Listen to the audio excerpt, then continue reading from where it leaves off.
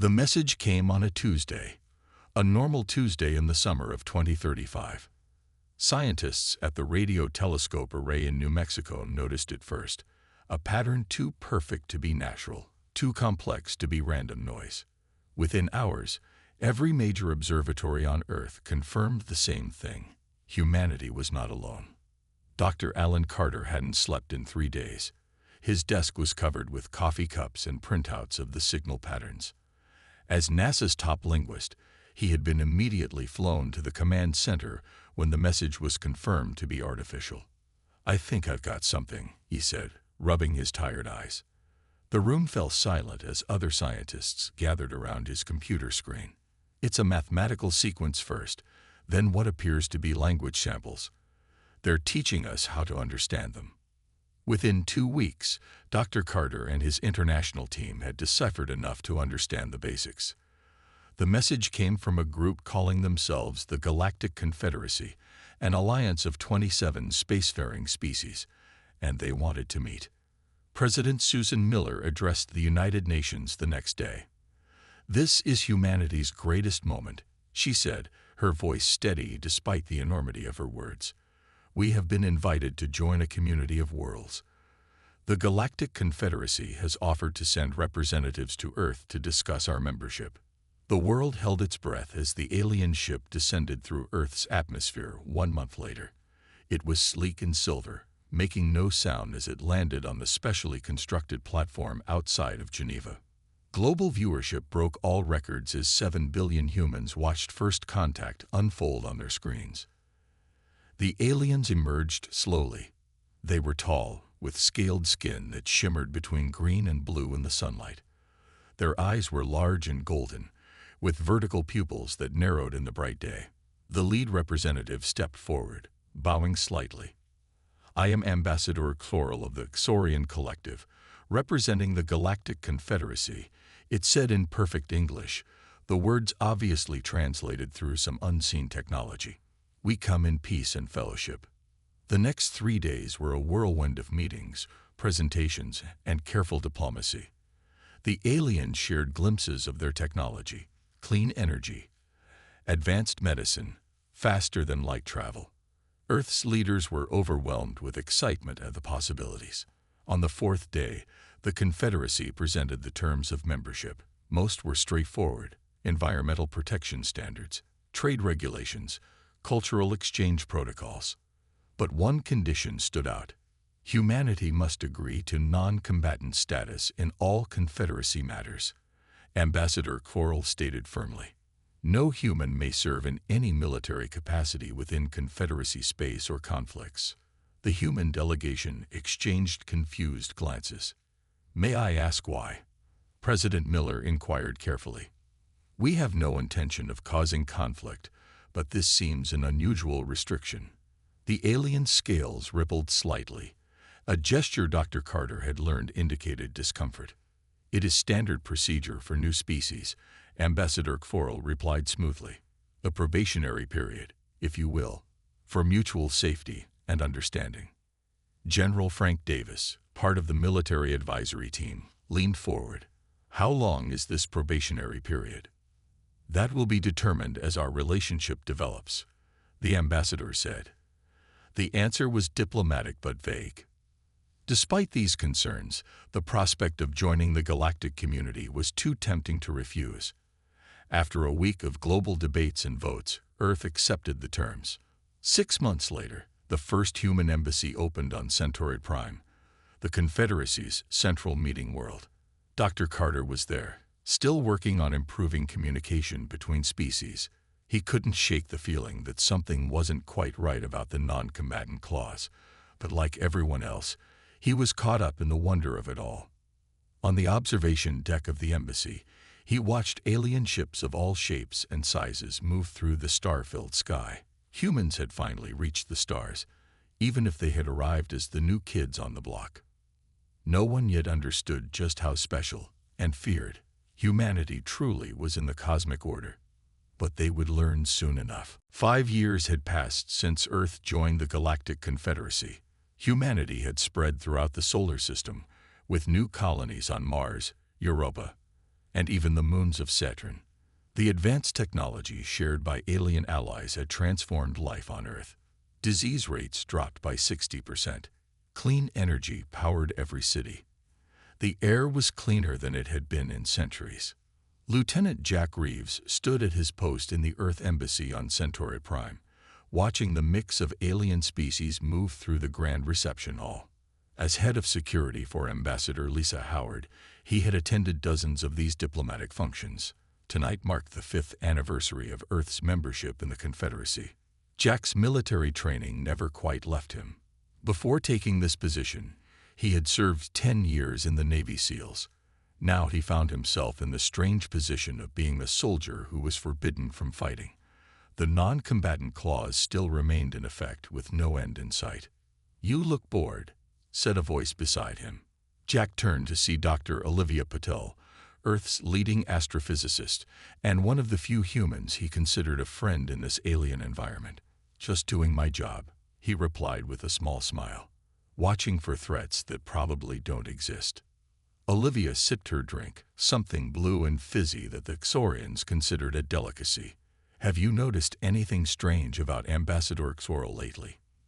Jack raised an eyebrow. "Strange how?" "The way he looks at us sometimes. All the Xorians do it, like they're waiting for something to happen." Before Jack could respond, a group of tall, gray-skinned aliens called Vexari entered the hall. The room suddenly became quieter. The Vexari were known for their scientific achievements, but rarely attended social gatherings. "That's unusual," Jack murmured, immediately on alert. He watched as the Vexari approached Ambassador Xoril and began a heated conversation. Though Jack couldn't hear their words, the body language was clear. Something was wrong. He moved closer, pretending to check security positions around the room. "The humans cannot be allowed access to the Rigel sector," one Vexari was saying as Jack passed by. "The risk is too great if they discover." Ambassador Xoril noticed Jack and immediately switched to a different language. Jack maintained his professional expression, but filed away what he had heard. This wasn't the first time he'd caught fragments of suspicious conversations about humans. Later that night, after the guests had departed, Jack found Ambassador Howard reviewing trade agreements in her office. "Ambassador, may I speak with you about something concerning?" he asked. She gestured to the chair across from her desk. "What's on your mind, Lieutenant?" "I believe the Confederacy is hiding something from us, something specifically about humans." He described what he had overheard and similar incidents from the past months. Ambassador Howard sighed. "Jack, you've been a tremendous asset to this embassy, but I think your military background makes you see threats where there are none. The Confederacy has been nothing but helpful to Earth. Then why maintain the non-combatant status? It's been 5 years with no change. And why are certain sectors of space still off-limits to human ships? They're a much older civilization with established protocols. We need to respect their ways if we want to continue benefiting from this alliance." Jack left the meeting frustrated. That night, he sent a message to Olivia. "We need to talk. Privately." They met in her laboratory the next morning, where scanning equipment would prevent any eavesdropping. "I think you're right about the Xorians," Jack told her. "And I need your help accessing some restricted Confederacy archives." Olivia looked concerned. "That could cost us both our positions here, maybe even endanger Earth's standing in the Confederacy." "Something isn't right," Jack insisted. They mentioned a place called the Rigel sector and seemed worried about humans discovering something there. Olivia's eyes widened. "Rigel? That's strange. According to official star charts, the Rigel sector is just empty space, nothing of value or interest." Jack's instincts, honed through years of military service, told him this was important. Then why are they so concerned about humans going there? "I can help you," Olivia decided. "I have access to the scientific database. It's a start." Neither of them realized they had just taken the first step toward uncovering the real reason humans weren't allowed to fight in galactic wars. The lower levels of the Confederacy archives were dimly lit and rarely visited. Jack and Olivia had spent 3 weeks planning this unauthorized access. Using her scientific credentials and a carefully timed system maintenance window, they now had 45 minutes to search for answers. "We need to hurry," Olivia whispered as her fingers danced across the alien interface. She had learned the Confederacy's data systems better than most humans. "If we're caught, we'll be facing more than just job loss." Jack kept watch near the door. "Search for anything related to Rigel and humans together." The holographic display flickered as Olivia navigated through layers of classified information. Most of it was technical data about star systems, species biology, and trade regulations. Then something unusual appeared, a file locked behind security protocols far stronger than the surrounding data. "That's odd," Olivia said. "This file is classified at level 9. Even most Confederacy officials don't have that clearance." Jack moved closer. "Can you get in?" "Not directly. But there's a pattern to their security algorithms." She worked silently for several minutes, her face lit by the blue glow of the display. "There. I've created a small window. We can see some of it, but not everything." The file opened partially, revealing fragments of a report titled "The Rigel Conflict, Human Anomaly Assessment." "Look at the date," Jack said, pointing. "This is from almost 300 years ago. That's well before official first contact with Earth." Olivia looked confused. "That's impossible. Humans didn't have space travel capable of reaching Rigel back then." They scanned the fragments of information. Words and phrases jumped out. Temporal anomaly, US defiant, unprecedented casualty rates, and containment protocol initiated.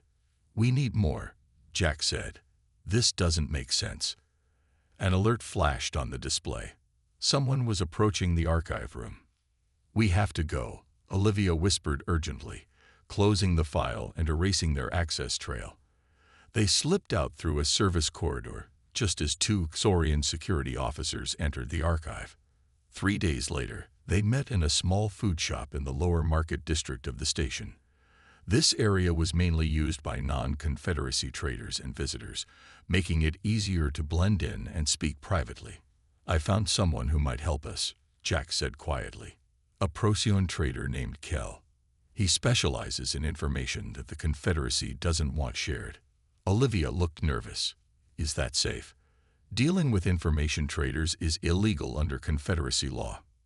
So is breaking into their classified archives," Jack reminded her.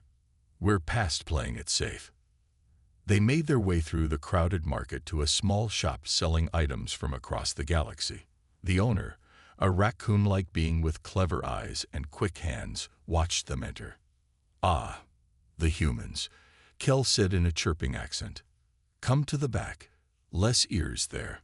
In a small room behind the shop, Kel activated a privacy field that hummed softly around them. "Information about humans costs extra," the Procyon said. "Very dangerous topic." Jack placed a small data crystal on the table, payment in the form of Earth cultural records that were highly valued on the black market. "Tell us about the Rigel conflict," he said. Kel's whiskers twitched. "Interesting choice. Few know that name." He picked up the crystal, examining it before continuing. 300 years ago, a human ship appeared near Rigel. Not from your time. From your future." Olivia gasped. "A time displacement?" "Yes. Damaged ship. Small crew. The Confederacy was already old then, already powerful. They tried to capture the human vessel for study." "What happened?" Jack asked. Kel's eyes narrowed. "The humans fought back. 6 humans against 3 Confederacy warships. The humans destroyed 2 ships and damaged the 3rd before they were finally defeated." Jack stared in disbelief. "That's not possible. 6 humans against advanced alien warships." "This is why the Confederacy fears your kind," Kel said. "The human captain, Commander Daniel Wright, killed over 200 Confederacy soldiers personally before he was stopped. The recordings were classified at the highest level. After studying the survivors, the Confederacy quarantined your planet and monitored you until they had no choice but to make contact." And the non-combatant clause, Olivia began, is to keep humans away from combat. Kel finished. Because nothing in the galaxy fights like your species does. Nothing. Jack couldn't sleep. For a week after meeting with Kel, he replayed the information in his mind.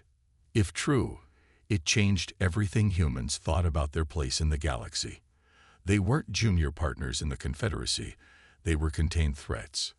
His secure communication device chimed, waking him from his troubled thoughts. The message was from Olivia. Emergency. Medical Bay 7. Come now. 20 minutes later, Jack arrived at the medical bay in the human section of the station. Olivia stood outside, her face tight with worry. What's going on? He asked. A Vexeri scientist requested emergency asylum from Earth, she said, leading him inside. She came directly to our medical bay, refusing to speak to anyone but human authorities. In a sealed room, a tall, gray-skinned alien sat on an examination table. Unlike other Vexeri Jack had seen, her skin was paler, and her large eyes showed fear. This is Thela, Olivia explained. She's a senior researcher in the Confederacy's Biological Studies Division. The Vexeri looked up as they entered. You are military, she said to Jack, not a question but a statement. Former military, he corrected. Lieutenant Jack Reeves. Why did you request asylum? Thela's long fingers clutched a small data device. I cannot be part of it anymore. The lies. The experiments. What experiments? Olivia asked. On the human survivors from the Rigel incident, Thela said. I accessed the original research. What my people did to those humans was wrong. A loud alarm suddenly blared throughout the station. Jack's security communication device activated. All security personnel report. We have unauthorized Confederacy enforcers boarding the human section. This is not a drill. Jack's training took over. They're coming for her. We need to move. Take this. Thela pressed the data device into Olivia's hand. Everything is here. The truth about humans. They escaped through a service passage just as armored Saurian security forces entered the medical bay. Jack led them to a maintenance shuttle bay, where small vehicles were kept for station repairs. I need to get back to the embassy, Olivia said. I can protect Thela with diplomatic immunity while we examine her data. Jack shook his head. The embassy will be the first place they look. We need somewhere off the grid. He thought quickly, then entered coordinates into the shuttle's navigation system. Dr. Ben Jordan runs an independent research outpost on the dark side of Centauri 4. He owes me a favor.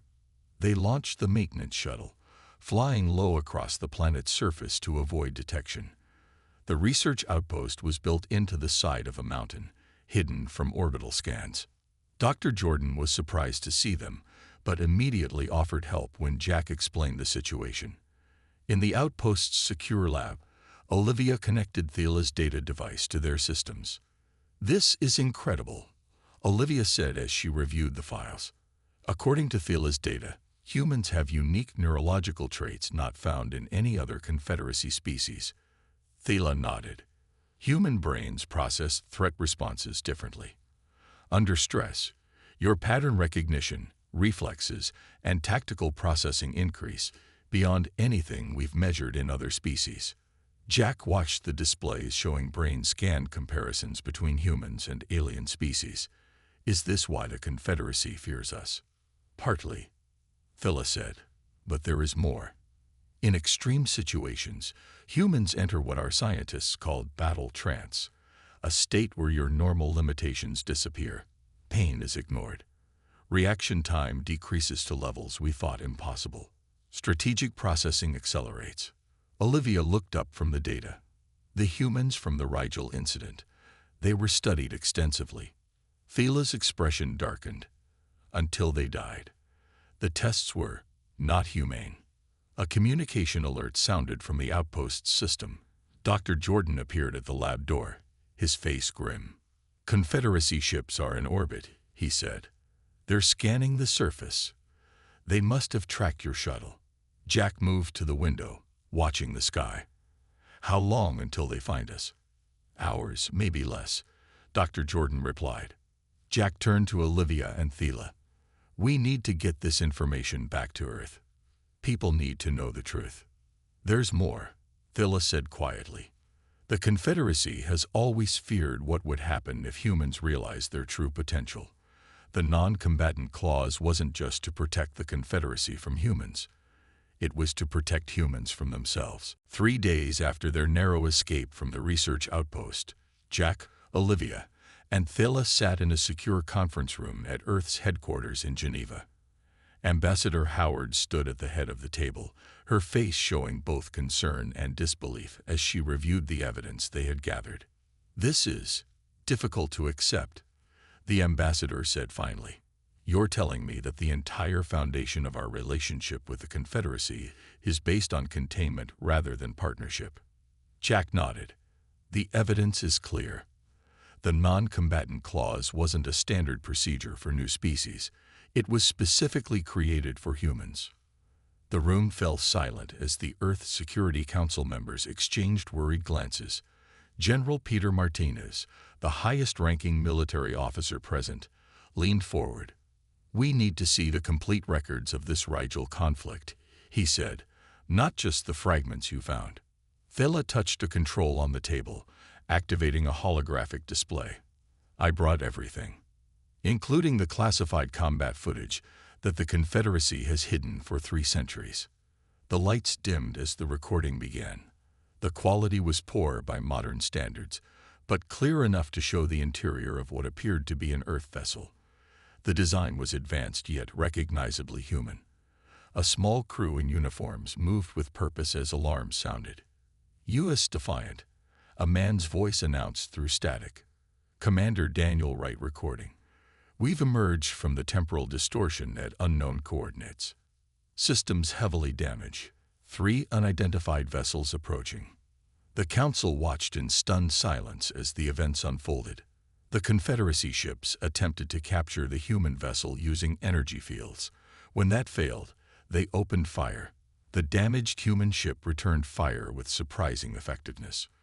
When the Defiant was finally disabled, Confederacy troops boarded the vessel. What happened next left everyone in the room speechless.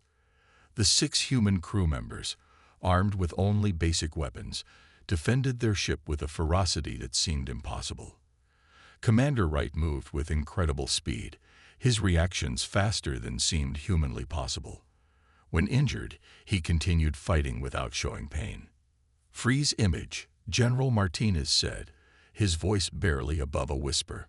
The hologram paused on a frame showing the commander standing over fallen alien soldiers, his expression focused and almost unnaturally calm despite the chaos around him.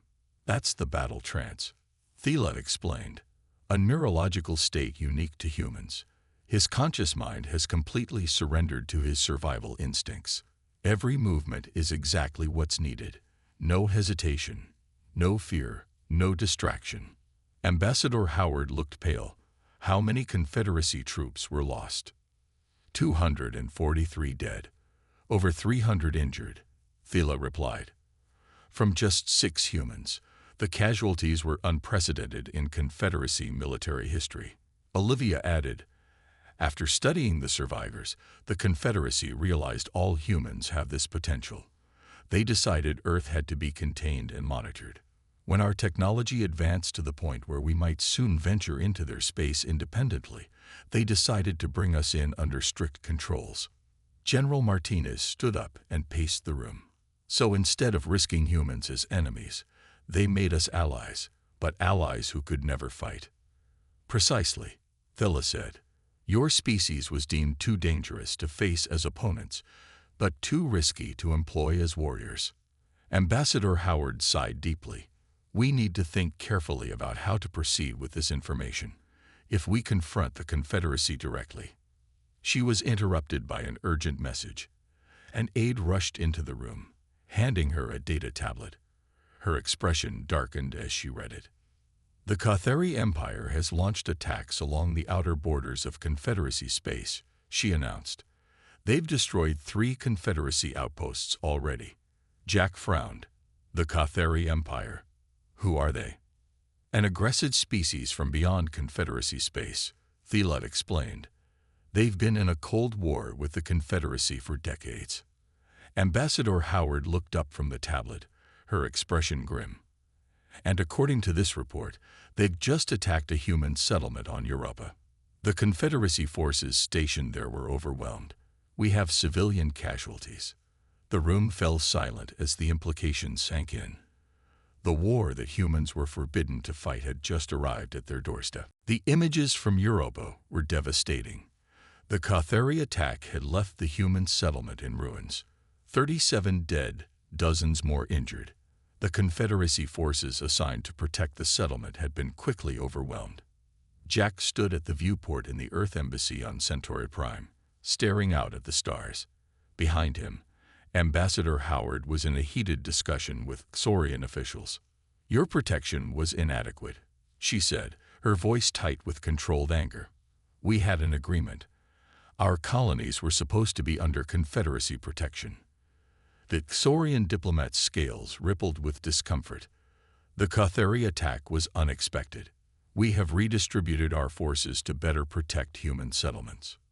Too late for the people on Europa, Jack said without turning from the viewport. An aide approached Jack quietly. Lieutenant Reeves, there's a message for you. Private channel.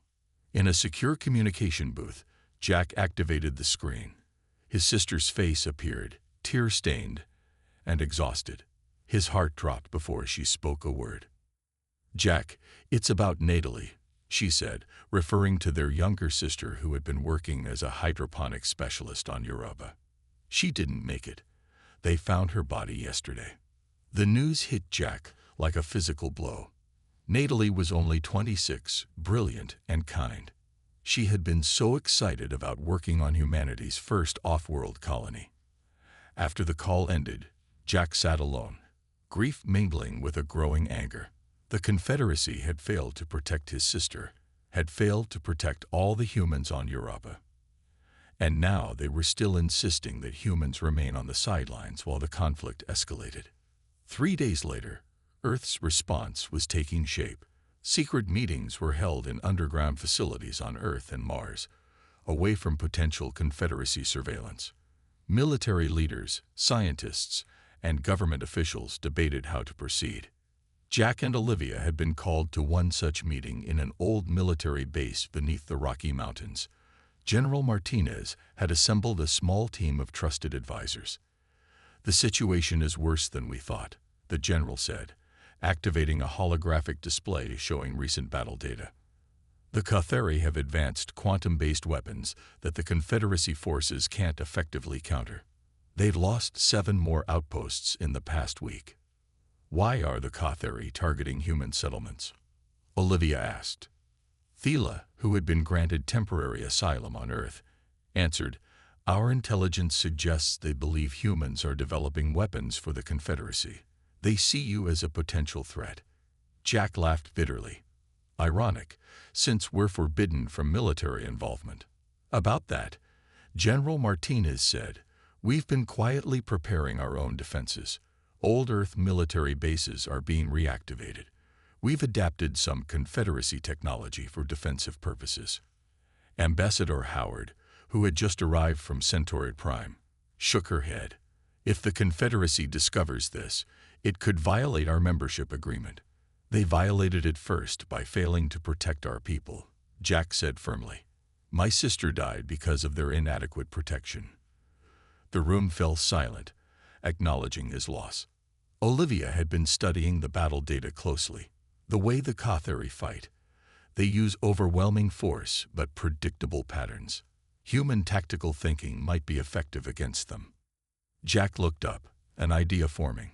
What if we offered the Confederacy human tactical advisors? Not combatants, just strategists. It wouldn't violate the letter of the non-combatant clause. General Martinez nodded slowly. It's a foot in the door. And it might give us leverage to renegotiate our status if we prove valuable. Ambassador Howard considered the proposal. I could present it as humanitarian assistance. After all, this war is claiming human lives too. The Confederacy Council will resist, Thiela warned. The fear of human combat abilities runs deep. Then we make it clear, Jack said, his voice hard with determination. Either they accept our help as advisors now, or they may face us as independent combatants later. Because one way or another, humanity will defend itself. Ambassador Howard nodded. I'll present the proposal tomorrow. But be prepared. This may change humanity's place in the galaxy forever. What no one at the table realized was how quickly the change would come, or how dramatically it would unfold. The Confederacy flagship Eternal Light was massive, nearly 2 miles long and bristling with weapons. Jack stood on the observation deck alongside 5 other human military veterans who had been selected as observers for the Confederacy fleet. It had taken 3 weeks of intense negotiation, but the Confederacy Council had finally agreed to allow human advisors. Admiral Zex, a tall Xorian with deep blue scales that indicated advanced age, had made his displeasure clear from the moment the humans arrived. Understand your position here, he told them during their first meeting. You are observers only. You will not touch controls, issue commands, or interfere with my officers in any way. Jack had nodded respectfully, hiding his frustration. We understand, Admiral. We're here to learn and offer insights if requested. Now, as the fleet prepared to intercept a Cathari battle group that had been detected approaching a major Confederacy world, Jack and the other humans were confined to the observation deck. This is pointless, muttered Sarah Kelly, a former Air Force strategist. They're not even listening to our suggestions about their formation. Jack watched the tactical display showing the Confederacy fleet arranged in a standard defensive pattern. Their tactics are too rigid. The Cathari have already adapted to their patterns. The battle began suddenly. The Cathari ships emerged from faster-than-light travel closer than expected, disrupting the Confederacy formation. Their quantum weapons immediately targeted the command ships. They're focusing fire on the communication nodes, Jack observed. Standard tactic to disrupt command structure. The observation deck shook as the flagship took a direct hit. Warning lights flashed as damage reports came in from multiple decks. Sarah pointed to the display. The Cathari are using a pincer movement. They're going to split the fleet in half. Jack hit the communication button. Admiral Zex, the Cathari are executing a flanking maneuver. Suggest immediate repositioning of your support vessels. Humans will remain silent, came the curt reply. Jack and the other humans watched in frustration as the battle unfolded exactly as they predicted. The Confederacy ships, despite their superior firepower, were being outmaneuvered. 3 destroyers were already crippled, and the flagship was taking heavy damage. A massive explosion rocked the ship, throwing Jack against the wall. Emergency sirens blared throughout the vessel. Bridge has been hit, announced the ship's automated system. Multiple casualties. Command structure compromised. Jack helped Sarah to her feet. We need to get to the bridge. 2 security officers tried to block their path. Humans are not permitted on the bridge, one insisted. Your admiral is down and your ship is being torn apart, Jack said firmly. Let us help or we all die here. Something in Jack's tone made the security officers step aside. The humans rushed to the bridge, finding it in chaos. Admiral Zex lay unconscious, and the remaining officers were struggling to coordinate the defense. Status report, Jack demanded, his voice cutting through the confusion. A young Xorian officer turned to him, too desperate to question the humans' authority. 5 ships lost. Communications disrupted. The Cathari are targeting our engines now. Jack studied the tactical display, his mind racing through options. The battle trance that Thela had described was starting to take hold. Time seemed to slow as his perception and processing speed increased. Sarah, coordinate with their weapons officers, he ordered. Miguel, work on restoring fleet communications. He turned to the ship's pilot. Change course to these coordinates. We need to regroup the fleet. The Xorian hesitated until his superior gave a slight nod. Jack began issuing orders with calm precision, reorganizing the scattered Confederacy ships into a new formation unlike their standard patterns. He directed focused fire on specific Cathari vessels, targeting weaknesses that the Confederacy forces hadn't recognized. They adapt to patterns, Jack explained as he worked. So we give them no pattern to adapt to.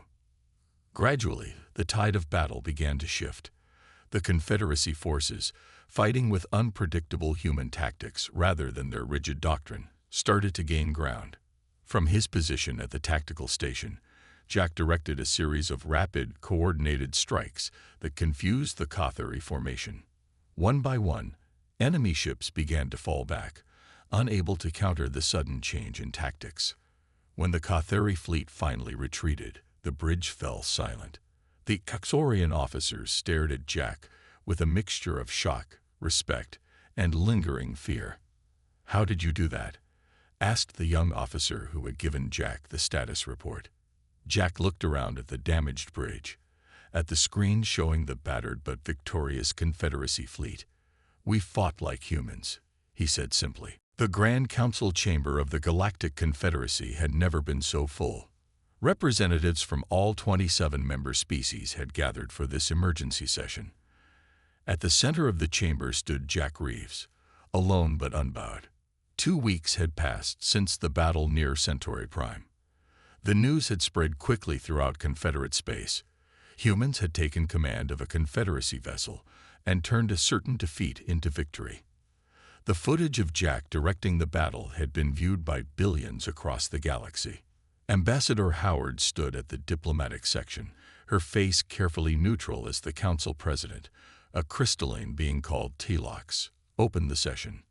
"We are here to discuss the actions of Lieutenant Jack Reeves and the implications for the human non-combatant status," Telox announced, voice resonating through the chamber.